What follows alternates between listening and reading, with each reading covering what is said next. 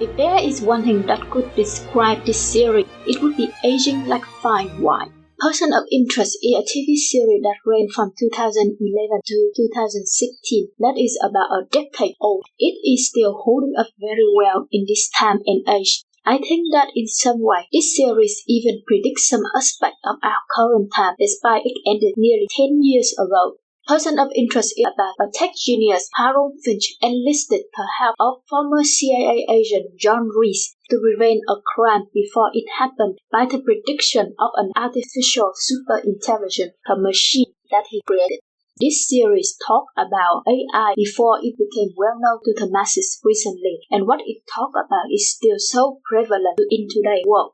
The conversation it made, the way it talked about a topic like how much AI could affect our life and what good or bad it could have been, the series gave it so much nuance to it. It gave us a very thoughtful and deep conversation where it did not lean into one side but rather show us both sides of the story and the struggle of the character that choose each side would have faced, and if they were to become an extremist on either side, there will be consequences that they have to face. Even if I really love her main lead Finch and understand very well his fear and suspicion of letting AI involve too much in human choices, I also somewhat related to the antagonist Greer and his desire to make a world a better place amidst the chaos and strife of the world he was living, so it could be safer for the majority of people. And this series is excellent at this. It gave so much depth and pose to everyone and everything in it that it made me completely immersed in it. Nothing in this series is a generic archetype, one size fits all. Everything had its own shape and form, moved in its own way, and at the same time beats into the same rhythm of the work that feel perfectly balanced together. You could see this clearly with the protagonist Harold Finch, one of the most compassionate and kindest people in the show, who has his dark side seen in certain times. He fit the archetype of a reclusive billionaire tech genius, but he also had a past of a wanted criminal that were extremely familiar with changing his identity and name like a chameleon.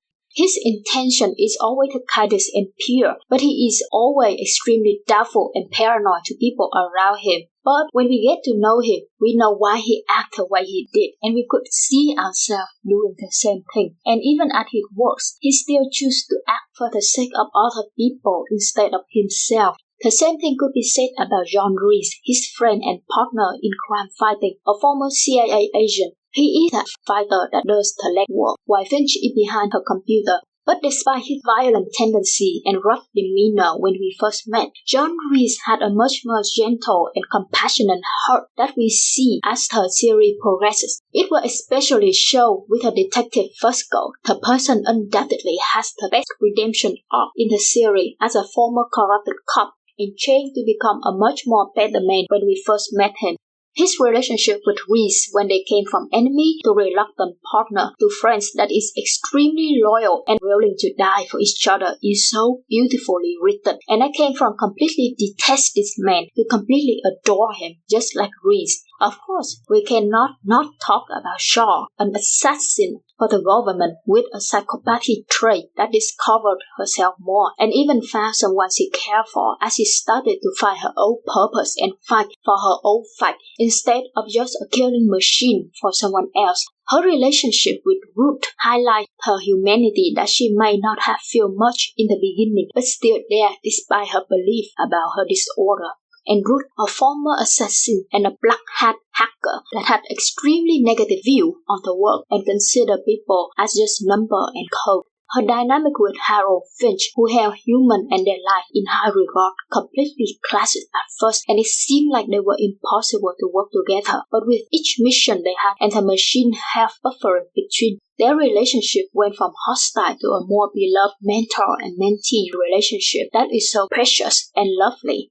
I could talk all day about how each relationship portrayed in this series felt so special and deep that it truly mattered for the story and helped both of the character and the plot develop properly. Nothing happened in this series just for the sake of it happening. Everything from good to bad happened because it needed to, and we understand completely why it happened. Every choice has a weight and a consequences, and no one even the protagonist's side could escape from it. But not to say this series is a completely grim and dark world where everything is hostile and dangerous and the protagonists are tortured soul by the choices and chaos in it. This story, despite not shying away from depicting very nuanced and serious problems in the world, it is still a very positive and hopeful story from the beginning to the end. Even when there is loss and pain in the journey of the character we watch, there is still so much hope and light that gives them strength to continue on the right path. And that to me is the best thing about this series. Despite everything, even their past mistake or the current darkness in their heart, the main character of the series are the people who fought the hardest for the goodness of their heart. They might need guidance and help from other people to feel toward the good at first, but when they found the way, they fought with all their strength and refused to back down before evil. It felt so inspiring to watch people that did not let their past mistake and darker side define who they are. To show morality and kindness is a sign of strength and refusing the dark in heart, but it could be done if you desire it so. I might sound like a preacher here, but when I watch this series again, after being shoved down by so many shows with protagonists with very questionable morality at best and just straight up evil at worst, it felt nice to be able to cheer for a person I am watching without reserve. Although I wish this series could have been longer as the people behind it intended, I feel like it ended in a perfect note where everyone have their journey concluded perfectly. So that is my personal opinion. What do you think?